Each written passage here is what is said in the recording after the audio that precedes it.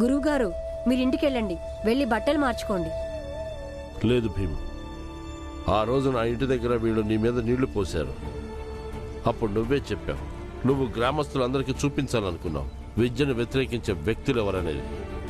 వీళ్ళ పంతం, వీళ్ళ దురహంకారం కోసం, వీళ్ళ గెలుపు కోసం ఎంత నీచానికి దిగజారుతారు. సరిగ్గా అదే విధంగా ఈరోజు నేను కూడా ఈ తడి బట్టలతోనే ఉంటాను. అప్పుడు ఈ సమాజానికి తెలుస్తుంది ఈ సమాజంలో గురువుకి ఎంత గౌరవం ఉందో అనేది. భగవంతుడు ఇంకా గురువులలో గురువునే గొప్పగా పూజించే సంస్కృతిని కలిగి ఉన్న ఈ సమాజంలో గురువుని ఎలా అవహేళన చేస్తున్నారు. గురు బ్రహ్మ గురుర్ విష్ణు గురుదేవో మహేశ్వర. ఆ గురువుని ఇక్కడ ఎలా అపహాస్యం చేస్తున్నారు.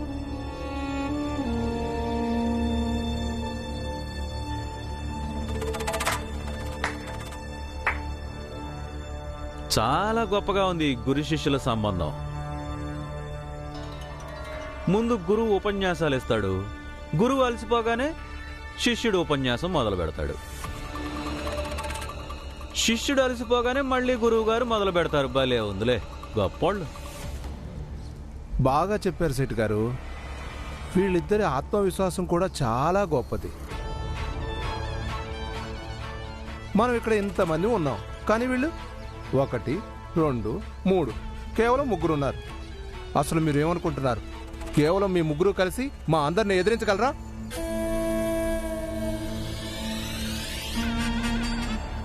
సోదరులారా, ఇంకా చూస్తారేంటి? ఆర్పేయండి ఈ మంటని. ఆగండి.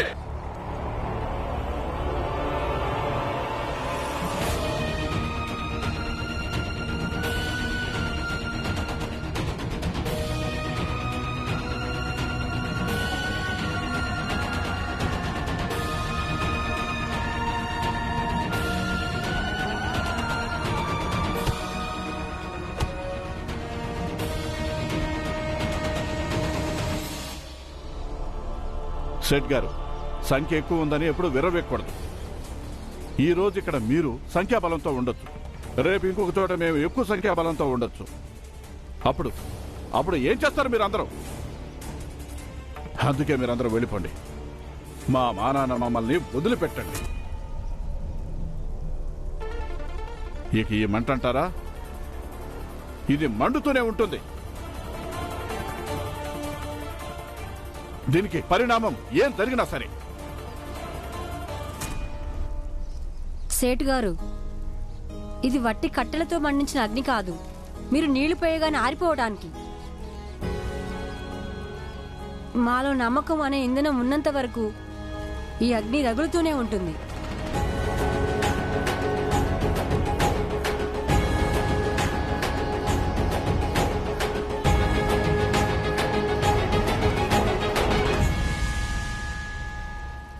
వదినా, ఇప్పుడు వంట అవగానే స్కూల్ దగ్గరికి తీసుకెళ్తాను.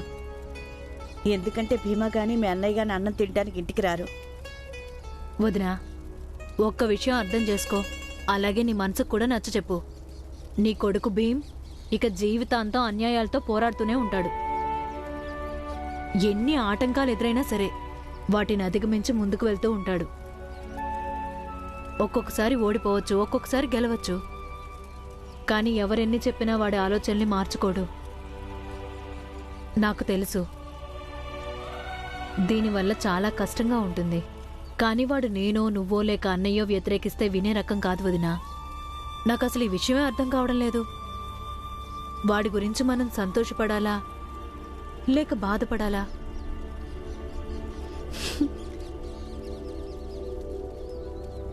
వదినా, నేను ఇప్పుడు ఆలోచిస్తుంటే నాకే నవ్వొస్తుంది.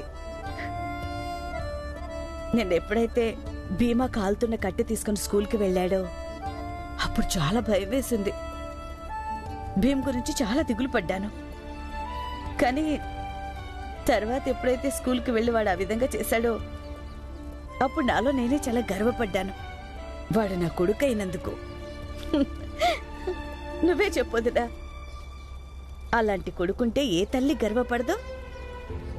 అసలు ఇంత చిన్న వయసులో వాడు ఆలోచించేది, వాడు చేసేది అలా చేయలేక మన జాతి వాళ్ళు ఎన్నో ఏళ్లుగా భయపడుతూనే బతుకుతున్నారు. వదిన మనసు చెప్తుంటుంది భీమా అలాంటివన్నీ చేయకూడదు, వాడిని ఆపమని. మళ్ళీ అంతలోనే ఒకవైపు చెప్తుంటుంది వాడు అవన్నీ చేసి ఇంకా చాలా చాలా గొప్పవాడు అవ్వాలని. వదిన, నీకొక విషయం చెప్పనా? మనసు రెండో వైపు ఉంది చూడు, మొదటి మనసుని తొక్కి పెట్టేస్తుంది. ఎలా అనిపిస్తుందంటే మన భీమ ఎంతో గొప్పవాడు అవ్వాలని, నేను చచ్చిపోయినా నా ఆయుష్ వాడికి పోయాలని.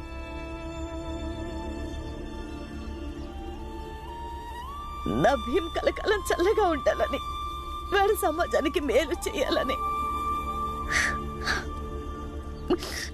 అందుకే వదిన, నువ్వు కూడా దీనికి సిద్ధపడు. వాడికి అమ్మలాగా, వాడికి మేనత్తలాగా ఒకసారి వాడి కోసం దిగులు పడ్డాం, ఒకసారి సంతోషపడ్డాం. ఇది మనం అలవాటు చేసుకోవాలి.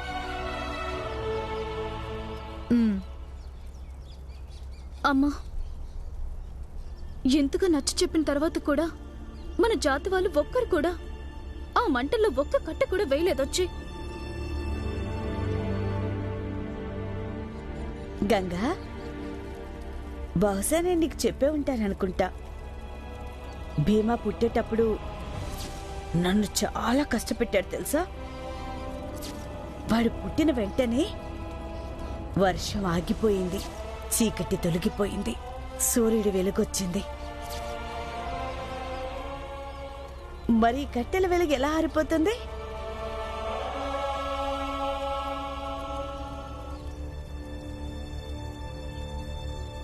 కానీ విషయం ఇప్పుడు చదువుని మించిపోయింది. వీడు చదువుకుని పెద్ద బారిస్టర్ అయిపోయినట్టు. వీళ్ళకు ఉద్యోగాలు ఎవరిస్తారు? సైన్యంలోనే ఉద్యోగాలు ఇవ్వటం లేదు. చెప్పులు కొట్టుకుంటాడు వీడు, చెప్పులు. కానీ విషయం అది కాదు. విషయం ఏంటంటే రామ్జీ ఇంకా భీమరావు చదువు పేరు చెప్పి జాతి వివాదాన్ని మొదలుపెట్టారు. ఈ విషయం అందరికీ చెప్పి తీరాలి. ఈరోజు జాతిపైన దాడి, ఇంకా రాబోయే కాలంలో ధర్మం మీద దాడి చేస్తారు. సరిగ్గా చెప్పారు శెట్టి గారు. ఆ భీమరావు గాడు అనుకుంటున్నాడు ఆ మంటని ఆరనివ్వకూడదని. ఈ మంటని అడ్డం పెట్టుకొని వాడు జాతిని ఏకం చేసి ఈ తక్కువ ఎక్కువ అనే దాన్ని ధ్వంసం చేయాలనుకుంటున్నాడు. మనం వాడి నమ్మకం అనే ధైర్యాన్ని అంతం చేయాల్సి ఉంటుంది. ఒక్కసారి ఆలోచించండి శెట్టి గారు, ఎంత ఆనందంగా ఉంటుందో. ఇప్పుడు మన వీధులు అన్నిటిలో చదువు చదువు అని ఉద్యమాలు తీసే భీమరావు మన చెప్పులు బూట్లు కుట్టుకుంటూ తిరుగుతుంటుంటే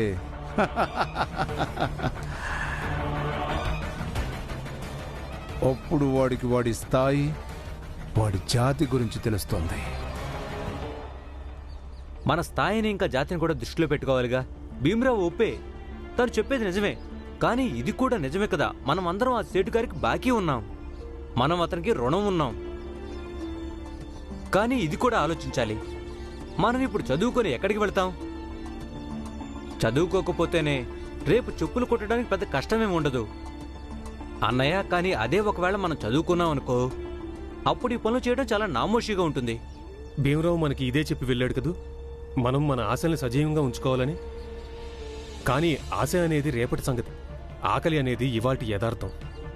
ఇక సేటుతో పెట్టుకున్నామంటే మనం సంపాదించే పావలా ₹1 అది వడ్డీ కిందకు వెళ్ళిపోతుంది. ఇంకా మన పిల్లలకి అన్నం ఎక్కడి నుంచి తెచ్చి పెడతాం? నువ్వు చెప్పింది పచ్చి నిజం తమ్ముడు. ఈ పోరాటాలు చేయటం బాగా శక్తివంతులు చేసే పని. మనలాంటి పేదవాళ్ళు ఏం పోరాటం చేస్తాం? మనకి ఆకలి వర్తమానం, అప్పులు తీర్చడం భవిష్యత్తు. సేటు గారు, ఆ జాతి వాళ్ళందరికీ పేదరికం, ఇంకా ఆకలి, ఎన్నో పెద్ద పెద్ద సమస్యలున్నాయి. ఈ ఆశ నమ్మకం అని మాట్లాడరు. నా మాట వినండి సేటు గారు, 1-2 రోజుల వాళ్ళ బస్తీలో మంచి భోజనం పెట్టించండి.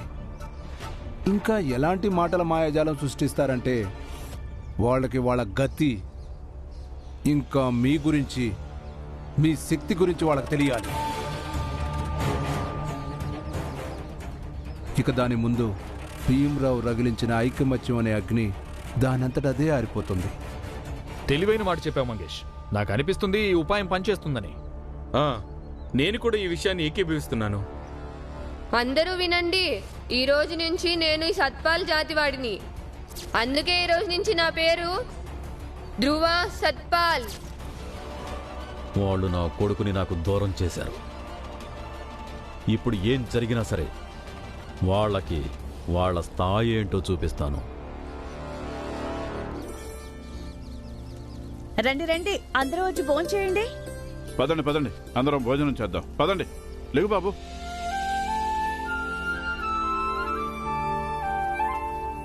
గురువుగారు, మీరు మా ఇంట్లో వండిన భోజనం తినరుగా, అందుకని మీరు మీ ఇంటికి వెళ్ళి కాస్త తినేసిరండి.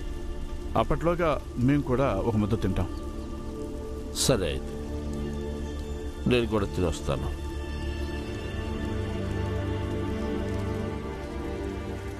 భీమా, భోంచేదురా. నాకు తినాలని లేదమ్మా.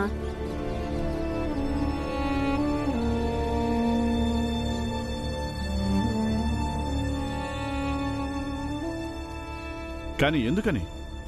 నువ్వు ఉదయం నుంచి కూడా ఏం తినలేదుగా? ఏమీ లేదు నాన్న, నాకు ఆకలిగా లేదు. మీకు తినాలనిపిస్తే తినండి. ఇప్పుడు నా శిష్యుడు భోజనం చేయకపోతే ఇక గురువు మాత్రం ఎలా చేస్తాడు? విద్య కోసం జరిగే ఈ పోరాటంలో మీ గురు శిష్యుల్ని ఒక ఉదాహరణ రూపంలో చరిత్ర గుర్తు పెట్టుకుంటుంది.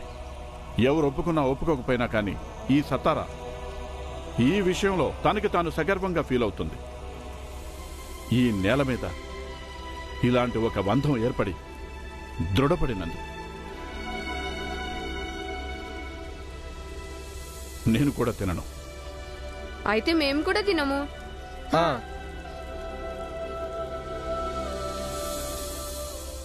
వినండి వినండి వినండి, బస్తీవాసులారా వినండి, అందరూ బయటికి రండి.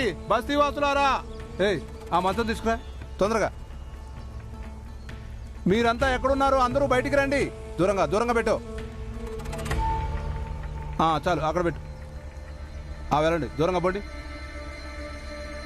పెట్టండి.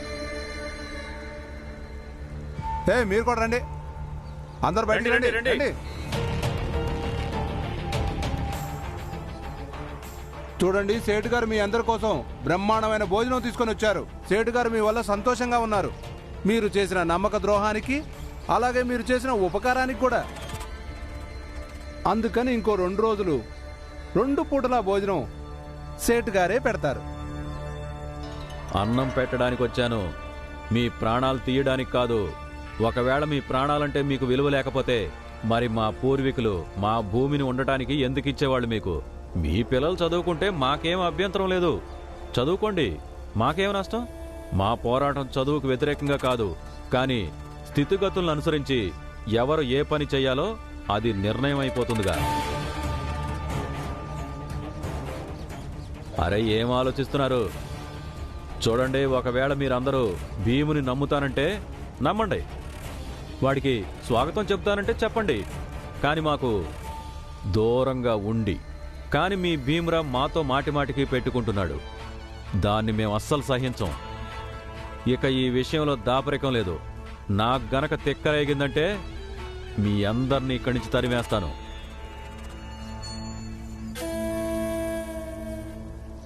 అరే, ఏంటి ఆలోచిస్తున్నారు? రండి, మంచి రుచికరమైన భోజనం.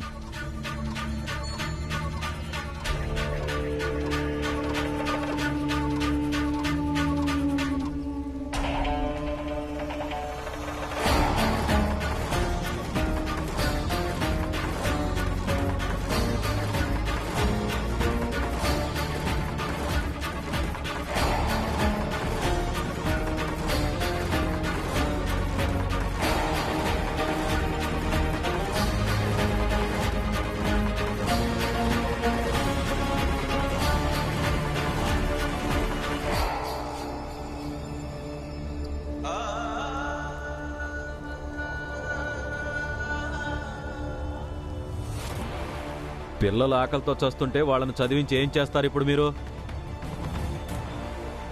మీ అందరూ వెళ్ళి మీ పళ్ళాలు తెచ్చుకోండి. అందరికీ ఒకేసారి భోజనం పెడతారు. అందరూ కలిసి ఒకే చాట భోజనం చేయొచ్చు. సహపంక్తి భోజనం.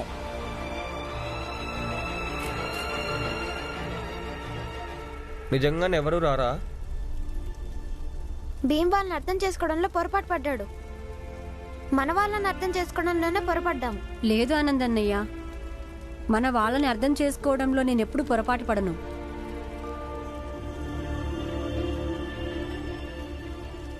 ఇలాంటి భోజనం రోజు దొరుకుతుంది. ఇది ఎందుకో తెలుసా? మీ నిజాయితీకి, మీ ఉపకారానికి బదులుగా ఇది నా తరపు నుంచి కానుక.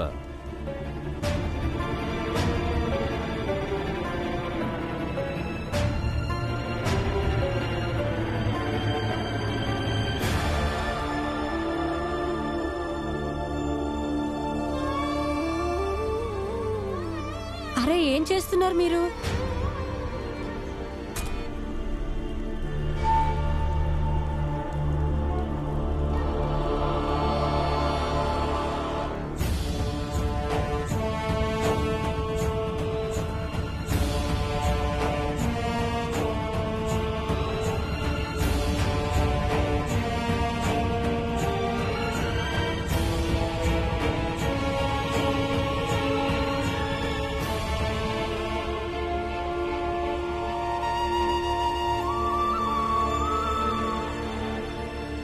మీరందరూ ఇంత అమాయకులా? మీ అందరి చేతుల్లో రుచికరమైన భోజనాన్ని పెట్టి మీ ఆకలిని శాశ్వతంగా తీర్చేస్తానని ఆశలు చూపిస్తున్నాడు. ఇక మీరు మీ భవిష్యత్తు గురించి ఆలోచించకుండా ఈరోజు ఎలాగోలా గడిచిపోతే చాలనుకుంటున్నారు. నేను అనుకున్నాను మా మాట విని మీరందరూ మన సామూహిక ఆత్మాభిమానం కోసం ఇలాంటి ఆశలకేమాత్రం లొంగరని. కానీ నాది తప్పు. రామ్జీ గారు, మా అందరికీ తెలుసు మీరు చెప్పే మాటలు, భీమ్ చెప్పే మాటలు అన్నీ నిజమే. కానీ రామ్జీ, మాది కూడా తప్పు కాదు. మనందరి పరిస్థితి ఒకటే లాంటిది కాదుగా. సరే, మీరే చెప్పండి. మీ ఇంట్లో ఎప్పుడైనా అన్నానికి లోటొచ్చిందా? మీ కుటుంబ సభ్యులు ఎప్పుడైనా ఆకలితో ఉన్నారా?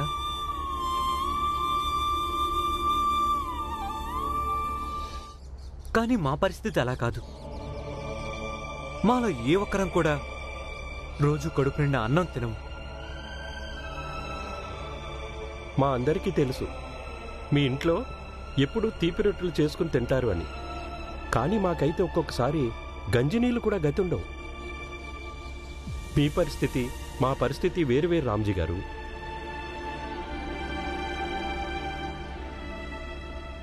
మాకు ఏమీ తెలియట్లేదు. మేము చేసేది తప్పో ఒప్పో. కానీ 3 రోజుల నుంచి ఆకలితో ఉన్న పిల్లలు అన్నం తింటామంటే మేము వాళ్ళని ఎలా ఆపగలం చెప్పండి?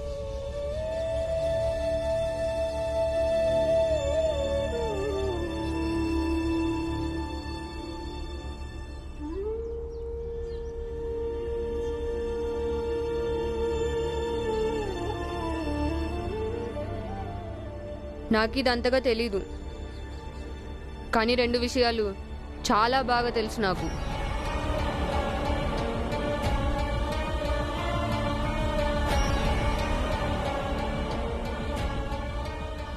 మొదటిది, మీకు తెలిసి ఈయన ఒకప్పుడు నా తండ్రిగా ఉండేవాడు. చాలా అబద్ధాలు కోరు. అబద్ధాలు చెప్పి చెప్పి బంగారం అమ్ముతూ అమ్ముతూ మానవత్వాన్ని కూడా అమ్మేశాడు.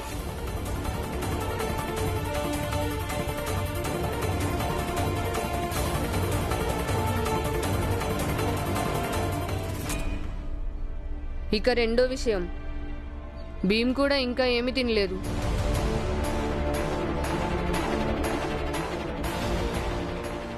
నమ్మకం లేకపోతే స్వయంగా వచ్చి చూడండి. భీమా పిన్ని అన్నం తెచ్చి అక్కడే కూర్చుంది.